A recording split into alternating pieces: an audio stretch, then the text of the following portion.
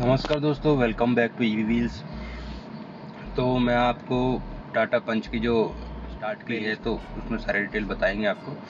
तो मैं आपको बताना चाहता हूँ कि जब मैं गाड़ी बुक कराने गया तो मुझे टियागो सीएनजी की रिक्वायर थी और मैंने एक्सटी वेरिएंट वहाँ पे बुक कराया था 5100 रुपये दे के। तो उसके बाद 2 दिन वेट करने के बाद मुझे डीलरशिप से फ़ोन आया कि भाई ये गाड़ी आपको नहीं मिल पाएगी क्योंकि ये गाड़ी ऑटोमेटिक में आने वाली है, तो इस पे काफ़ी लॉन्ग टाइम आपको वेट करना पड़ सकता है। तो या तो आप गाड़ी कैंसिल करा दीजिए या कोई इसके ऊपर मॉडल आप ले सकते हैं। तो मैं डीलरशिप गया और मैंने गाड़ी को कैंसिल करने का फॉर्म भर दिया। तो उन्होंने कहा कि 7 डेज़ में आपको रिफ़ंड आ जाएगा। उसके बाद मैनेजर ने कहा कि चलो एक बार अपन बात करते हैं क्या हो सकता है बेटर। तो जो मैनेजर होते हैं वहाँ पे उन्होंने मुझे कहा कि पंच सीएनजी आप क्यों नहीं देख रहे। तो मैंने कहा पंच सीएनजी मेरे बजट से बाहर है। तो उन्होंने दोनों की प्राइस को मैच किया तो कम से कम ऐसे 1,20,000 का डिफरेंस उनके हिसाब से था। तो उन्होंने उसको 90,000 पे कर दिया। भाई हम 90,000 एक्स्ट्रा दे देना और हम आपको टाटा पंच सीएनजी एडवेंचर रिदम मॉडल दे देंगे। तो मैं तो वैसे भी रेडी था। तो मैंने कहा कि ठीक है, गाड़ी इस मेरी बुकिंग इधर स्विच कर दो और मुझे मेरी जो कैंसिल रिक्वेस्ट है उसको पड़े रहने दो, उस पर कुछ एक्शन नहीं लेना। उन्होंने कहा ठीक है। तो उसके बाद जब गाड़ी बुक हो गई, मेरी गाड़ी की डिलीवरी मैंने बुक कराई थी 22 जनवरी को और 23 को मैंने वापस पंच पे जो डिस्कशन हुआ वो हुआ था। और मेरे को डिलीवरी लेनी थी 31 जनवरी को मेरे को गाड़ी की डिलीवरी लेनी थी एज़ पर माई शेड्यूल, जो कि गाड़ी नहीं आई थी उस टाइम। और उस इवनिंग को गाड़ी की डिलीवरी मतलब गाड़ी उनके शोरूम पे आई। तो मैंने वहाँ जाके पीडीआई किया गाड़ी का। गाड़ी को मैंने चलाया। मतलब अभी हमारा सिर्फ बुकिंग हुई है, मैंने पीडीआई स्टार्ट कर दिया है गाड़ी का, बुकिंग ले ली है, पीडीआई ले ली है, टेस्ट ड्राइव ले ली है इस सेम गाड़ी की जिसको मैं लेने वाला हूँ। और उससे पहले भी मैं टाटा पंच की टेस्ट ड्राइव ले चुका था। तो गाड़ी को इस तरह चेक करना चाहिए, पहले दूसरे की गाड़ी को टेस्ट ड्राइव लो, फिर खुद की जो गाड़ी आ रही है उसको टेस्ट ड्राइव लो, उसका पीडीआई करो प्रॉपर, उसके बाद आप डॉक्यूमेंटेशन प्रोसेस करो। अदरवाइज़ आपको हमेशा थोड़ा सा ठगी का महसूस होगा, क्योंकि डीलरशिप जल्दबाजी करते हैं और आपको बताते नहीं आपको कौन सी गाड़ी मिलने वाली है। तो जो गाड़ी मिलने वाली है पहले उनसे कंफर्म करो, उसके बाद उनके पास उस गाड़ी की पीडीआई करो। उस गाड़ी का जो चेसिस नंबर होता है, मैट नंबर, वो ड्राइवर साइड के डोर के नीचे लिखा रहता है, उसकी फ़ोटो खींच लो। और वो नई गाड़ी के शीशे पे भी लिखा रहता है, एक पर्चा लगा रहता है वहाँ पे भी लिखा रहता है। तो वो फ़ोटो खींच के रखो। तो जब भी आप गाड़ी डिलीवरी लो या जब भी मल्टीपल टाइप पीडीआई करो, उस फ़ोटो को पहले मैच करो कि गाड़ी वही है ना जिसको मैंने बुक किया है, जो मेरी गाड़ी में डिलीवर होने वाली है। उसके चारों तरफ से देखो। बाकी पीडीआई की मैं बेसिक बता सकता हूँ, इतना ज़्यादा वो है नहीं। और पीडीआई की अगर अलग से वीडियो बनानी पड़ेगी तो मैं आपको बता दूंगा, अगर आपका कमेंट आएगा तो ऐसे करके सारे डिस्कशन हुए और गाड़ी की डिलीवरी हमने 14 को ली। अब इस बीच एक ट्विस्ट है। 14 को गाड़ी डिलीवरी लेने से पहले 12 को उनका मेरे को फ़ोन आता है, जो कि जब उस 12 तक मैं अपना बैंक का काम और जो भी मेरा पेमेंट था सारा मैं डन कर चुका था, क्योंकि मुझे गाड़ी लेने से पहले ही गाड़ी की नंबर प्लेट गाड़ी पे चाहिए थी, क्योंकि मैं पीडीआई कर चुका था, गाड़ी में कोई कमी थी नहीं। और फ्यूल वगैरह जो होता है वो एक कूपन देते हैं, जो भी हर एक डीलरशिप का अपना रहता है।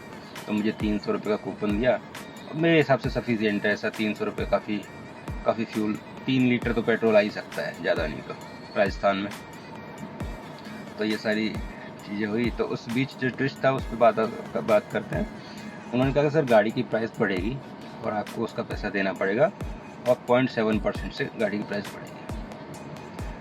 तो मेरे को एडवाइज़र का फ़ोन आया, मैं वहाँ शोरूम गया और मैंने क्लियर कट बना कर दिया, मुझे गाड़ी नहीं चाहिए, आप बैंक को पैसा वापस कर दो, मुझे मेरा पैसा वापस कर दो और आप अपनी गाड़ी रख लो। हालांकि गाड़ी मुझे चाहिए थी, मेरा मतलब ये देखो कॉमन है, हर किसी को एक खुशी होती है और वो उसी वे में चलता है, लेकिन थोड़ा सा खुद को पॉज करके भी चलना चाहिए। ऐसा नहीं कि उड़ते उड़ते कुछ भी करते रहो। मैंने मैनेजर से बात की, उनके सीनियर मैनेजर से बात की, उन्होंने मेरे को बुलाया था एक्चुअली। उनका प्लान था कि 10,000 रुपये एक्स्ट्रा लेंगे, 5,000 रुपये का एस्त्री चेप देंगे और 5,000 रुपये का बोल देंगे कि हम आपको डिस्काउंट दे देते हैं। तो ये कैसी डील थी? मतलब आप मुझे 5,000 रुपये एक्स्ट्रा ले रहे हो 10,000 रुपये के नाम पे, और मुझे बोलते हो कि 5,000 हम वेवर करेंगे, 5,000 आप वेवर करो और हम आपको 5,000 की कोई भी एस्त्री चेप देंगे। तो जो 8,000 रुपये के सीट कवर वो देते हैं टाटा पंच के अंदर का शोरूम वाले, मैंने उनको कहा कि मेरे को 8,000 रुपये का सीट कवर दे दो, मेरे से 5,000 रुपये ले लो। तो वो वहाँ अटक गए। फिर जो सीनियर मैनेजर से बात हुई मेरी, तो उन्होंने कहा कि सर आपको ये देना पड़ेगा, वो सिस्टम में देख के कुछ भी और कैलकुलेशन बना रहे हैं, ये प्राइस बढ़ गई। तो मैंने कहा कि जिस दिन प्राइस बढ़ी, जिस दिन मैंने बुक की उस दिन प्राइस बढ़ी नहीं। तो मेरी गाड़ी जिस दिन बुक होने के बाद यहाँ पे शोरूम पे डिलीवर हो गई मैन्युफैक्चर से, उस दिन भी प्राइस नहीं बढ़ी। प्राइस बढ़ी है फ़ैब में, तो मैं पैसा 1 रुपया नहीं दूंगा आपको। आपको गाड़ी देनी है तो दो, नहीं तो गाड़ी कैंसिल करो, मेरा पेमेंट वापस करो।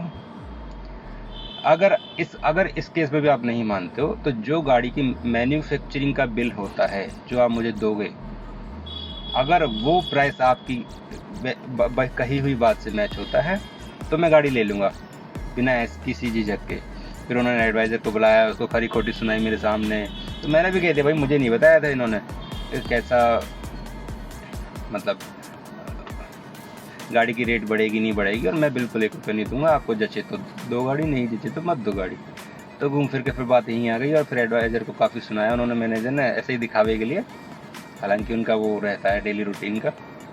तो ऐसे करके मैंने 14 को गाड़ी डिलीवरी लेने के लिए हम पहुँच गए फाइनली वो दिन आ गया। उस दिन क्या होता है, मैंने गाड़ी का हुड खोल के नहीं देखा कि उसमें कूलेंट है कि नहीं है या कुछ और है क्या। तो मैंने गाड़ी की डिलीवरी ली, पूजा वगैरह की और घर पे मंदिर चले गए, मंदिर से घर आ गए। अब घर आने के बाद मैं गांव चला गया। गांव में जाके पिताजी ने देखा हुड खोल के, तो गाड़ी के अंदर कूलेंट ही नहीं था। मतलब था थोड़ा सा, बहुत मामूली से, जो मैन्युफैक्चर डाल के देते हैं, वो डीलरशिप ने कुछ डाल के नहीं दिया था। तो फिर मैं वापस जयपुर आया गया। शोरूम से उन्होंने कॉल किया, सर्विस सेंटर भेजा, वहाँ जाके उन्होंने बिना किसी क्वेश्चन मार्क के उन्होंने मुझे कूलेंट डाल के दिया फुल जो भी थी। मैंने उनको कहा कि और भी कोई कमी देख लो, तो उन्होंने कहा कि नहीं आप ऑयल वॉयल सब चीज़ उन्होंने चेक किया मेरे सामने और कोई कमी नहीं थी। गाड़ी की हेडलाइट का भी थोड़ा एडजस्टमेंट था, तो वो भी उन्होंने करके दिया फ्री ऑफ कॉस्ट।